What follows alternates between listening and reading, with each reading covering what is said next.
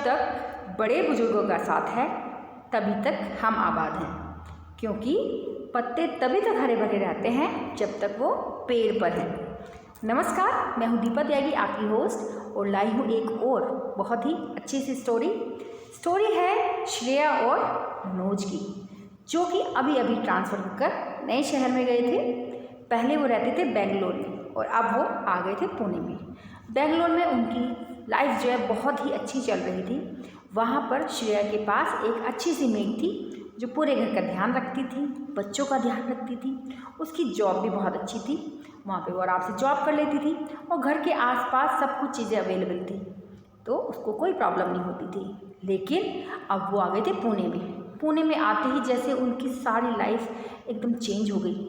जो भी कुछ पहले इतना आराम से वो मैनेज कर लेती थी, अब वो मैनेज ही नहीं कर पाती थी। पुणे में तो जैसे उनकी लाइफ में एकदम हलचल मच गई थी। अब हर कुछ मैनेज करना बहुत ही मुश्किल हो गया था। हमेशा श्रेया बड़बड़ाती रहती थी कि इतना बड़ा घर तो मैंने ले लिया है, लेकिन अब इसकी देखभाल कौन करेगा, बच्चों को कौन देखेगा, मैं अपनी जॉब फिर से ज्वाइन कर पाऊँगी कि नहीं, कैसे मैं ये सब मैनेज करूँगी।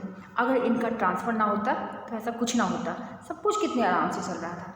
और यही सब उसके दिमाग में चलता रहे। ये सब करते करते वो अपनी छत पे पहुंच गई और छत पे जाके जब वो इधर उधर देखने लगी तो वो क्या देखती है, सामने ही एक पेड़ के नीचे एक बुढ़िया खड़ी हुई है और एक टक उसको देखी जा रही है।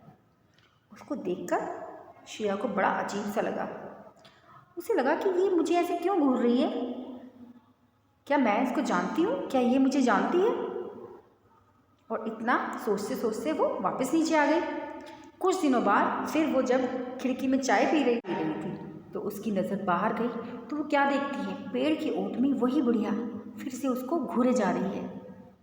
इस बार तो उसको बहुत ही अजीब लगा। उसने सोचा ज़रूर कुछ गड़बड़ है, तो ये बात मैं अपने पति को बताऊंगी। जब शाम को उसके पति घर आए तो उसने सारी बात बताई, तो पति को भी बड़ा अजीब सा लगा कि अरे ये ऐसी बात कैसे हो सकती है। तो उसने कहा कि अगर फिर से तुम्हें वो बुढ़िया दिखाई दे तो तुम वॉचमैन को बताना, तो फिर हम देखते हैं कौन है, फिर पता लगाते हैं।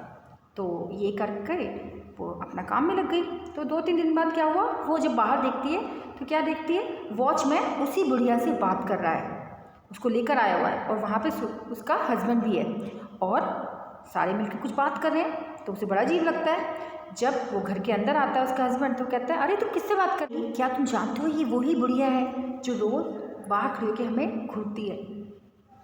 तो उसके हस्बैंड ने कहा, अच्छा ये वही बुढ़िया है, लेकिन ऐसी बात नहीं है जैसा तुम सोच रहे हो, ये एक्चुअली घर इन्हीं का है। तो श्रेया कहती, नहीं नहीं, हमने तो इतने अच्छे दाम देकर इसको ख़रीदा है, तो ये घर इनका कैसे हो सकता है। तो सुधीर कहता है कि मेरा मतलब है कि पहले ये घर इनका था, लेकिन इनके बेटे ने इनको बहला फुसलाकर वो अपने नाम करा दिया और फिर उसको बेच दिया। तो इनको इस बात का कुछ पता नहीं था और इनको वृद्धाश्रम में उसने डाल दिया। तो श्रेया को बड़ा अजीब लगा ये सब सुन के। तो कहने लगी, तो ये यहाँ क्या करने आई हैं, क्या ये इसको वापस लेने आई हैं। तो उसके हस्बैंड ने कहा कि नहीं नहीं, वापस नहीं लेने आई, लेकिन आज इनके पति की बरसी है और ये चाहती हैं कि अपने पति के कमरे में एक दिया जलाएं। ये बात सुनकर तो श्रेया एकदम अजीब सी हो गई और बोलने लगी कि ऐसा कैसे। श्रेया के पति ने उसको आग्रह किया कि अगर इतना सा करने से अगर उसको खुशी मिलती है तो इसमें हमारा क्या जाता है, वैसे भी इस घर से उनकी सारी यादें जुड़ी हुई हैं। ऐसा कहने से वो मान गई और जब वो घर में एंटर हुई वो बुढ़िया, तो वो भरी भरी आंखों से सारे घर को निहार रही थी, सारी यादें उसकी ताज़ा हुई।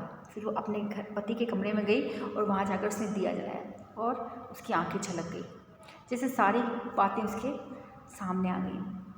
वहीं पे श्रेया खड़ी थी तो उसने श्रेया से कहा कि 30 साल हमने इसी घर में गुजारे, जब मेरी शादी हुई तो मैं यहीं आई थी और मैंने सोचा था मेरी अर्थी यहाँ से निकलेगी, लेकिन होने को तो कुछ और ही मंजूर था। और इतना कहकर वो बहुत उदास हो गई।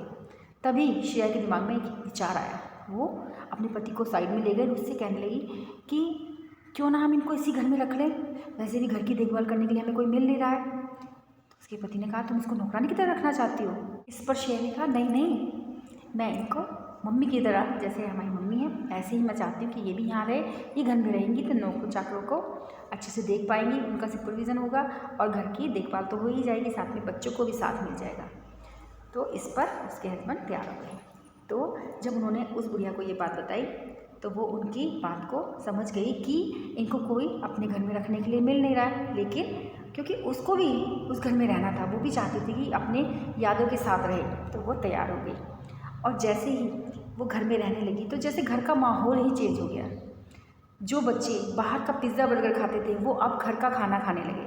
और हद तो तब हो गई, जो बच्चे अपनी मम्मी को कभी विश नहीं करते थे वो विश करने लगे। और इस बार उन्होंने अपनी मम्मी का बर्थडे पार्टी भी प्लान किया।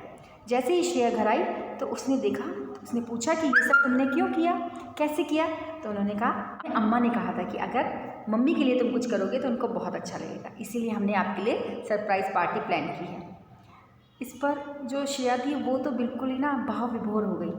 और थोड़ी देर बाद अम्मा ने अपनी सोने की चेन गिफ्ट के रूप में श्रेया को देना चाहा। तो श्रेया सोचने लगी कि जिसको मैं एक बार लाचार बुढ़िया समझती थी, उनका दिल कितना बड़ा है, वो कितनी उदार है। असल में इन्होंने मेरा पूरा घर संभाल लिया और संस्कारों से भर दिया है। कितने बदनसीब होते हैं वो लोग जिनके माँ बाप जीवित होते हुए भी वो उनके आशीर्वाद से वंचित रहते हैं, उनका सहारा नहीं पा पाते। अगर आपके माँ बाप हैं, जीवित हैं, लेकिन भले ही वो आपसे दूर हैं, लेकिन खुद को उनके आशीर्वाद से दूर मत रखिए। फिर देखिए आप कितनी दिन दुगनी रात चौगुनी तरक्की करेंगे।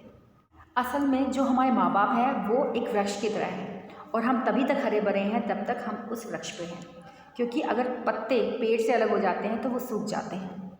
तो मैं यही चाहूँगी कि सभी उस वृक्ष की छाया अपने घर में बनाए रखें। जो भी न्यूक्लियर फैमिली है या जो भी अकेले रहते हैं, उनके बच्चों में वो संस्कार नहीं मिल पाते जो जॉइंट फैमिली में रहते हैं। अपने दादा दादी के साथ बच्चे अगर पलते हैं तो उनमें वो संस्कार आ जाते हैं, उन कहानियों के ज़रिए ही वो सारी चीज़ें सीख जाते हैं। और जो बच्चे अपने माँ बाप के साथ ही रहते हैं, अकेले रहते हैं, उनको ना तो बड़ों का प्यार मिल पाता है, ना ही संस्कार मिल पाते हैं। तो बड़ों के आशीर्वाद से खुद को कभी वंचित ना रखें, और बच्चों को भी बड़ों का आशीर्वाद, नाना नानी, दादा दादी, इन सब से वंचित ना कराएं। मिलती हूँ अगली कहानी में। आशा करती हूँ आपको ये कहानी पसंद आई होगी। अगर आपको ये कहानी अच्छी लगी हो तो प्लीज़ लाइक इट। बाय।